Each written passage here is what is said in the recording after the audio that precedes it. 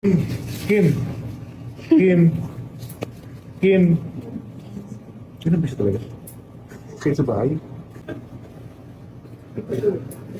Yeah.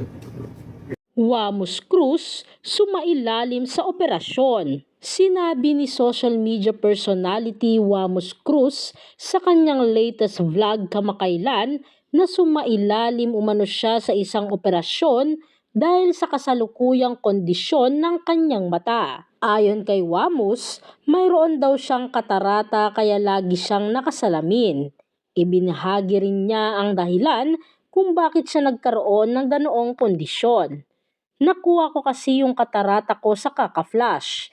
Di ba maraming nagpapapicture sa akin minsan tuwing gabi pag lalo na may mga event kami. So yung flash ng mga camera nila sumasapak sa mata ko. So doon siya naging malabo, saad ni Wamos.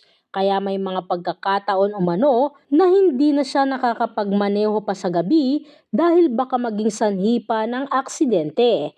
Makabangga, halimbawa. Saad pa niya, ngayong araw na to, maooperahan na yung isang mata ko. Isang mata pa lang. So kinaumagahan, yung isang mata naman.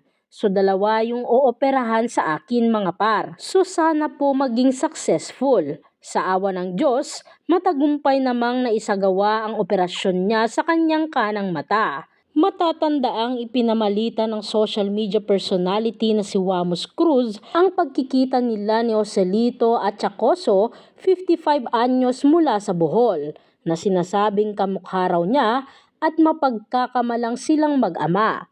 Sa mismong vlog ni Wamos, itinampok niya ang personal na pagtungo sa bahay ni Joselito sa Bohol upang makaharap ito.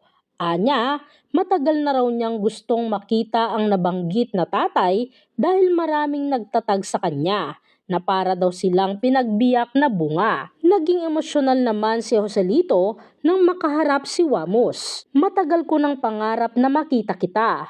Ngayon, natupad na ang pangarap ko. Wala akong masasabi kundi mag-ingat ka. Anya, nangako naman si Wamos na tutulungan sa pag-vlog ang kamukha niyang si Joselito. Narito naman ang ilang komento ng mga netizens. Ingat po muna kasi baka mabinat ka.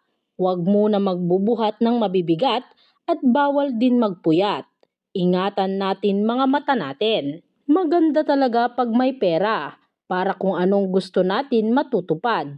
Kaya congrats Sir Wamos sa tagumpay ng buhay ninyo ni Ma'am Antoinette. Praying for your recovery sa eye operation Wamos Cruz.